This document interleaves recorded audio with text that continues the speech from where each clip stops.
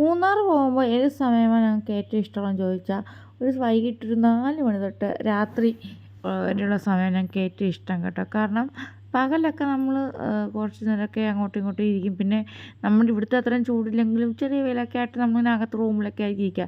എന്നാൽ വൈകിട്ട് 4 മണിക്ക് ശേഷമാണ് ഞങ്ങളിങ്ങനെ കറങ്ങാൻ ഇറങ്ങുന്നത് കേട്ടോ. ഓരോ തവണ പോകുമ്പോഴും ഓരോ അപ്ഡേഷൻസാണ് അവിടെ നടക്കുന്നത്. ഓരോ അപ്ഡേഷൻസ് പറയാൻ പറ്റില്ല, എണ്ണാൻ പറ്റാത്തത്ര അപ്ഡേഷൻസ് അവിടെ നടക്കാറുണ്ട്. എന്നാൽ കഴിഞ്ഞ തവണ ഞങ്ങൾ ഫൗണ്ടൻ്റെ പണിയുടെ ഏറ്റവും ഫൈനൽ ഡേയിലാണ് ഞങ്ങൾ പോകുന്നത്.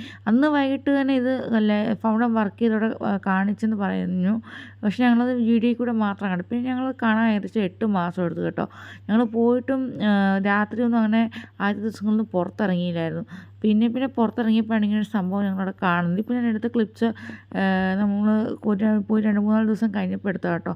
കുറേ കുട്ടികളൊക്കെ ഇത് കണ്ട് നല്ല രസമായിട്ട് വന്നിപ്പോൾ കണ്ടോ. ഈ ലൈറ്റും പിന്നെ മൂന്നാറിൻ്റെ ആ കോട മഞ്ഞും ഒക്കെ കാണുന്നത് ആ വൈകുന്നേര സമയങ്ങളാണ്. അത് ആനന്ദകരമാക്കാൻ റിസോർട്ടിൽ ഇങ്ങനെയുള്ള സംഭവങ്ങൾ ചെയ്തിട്ടുണ്ട്. നല്ല അടിപൊളിയാണ് കേട്ടോ.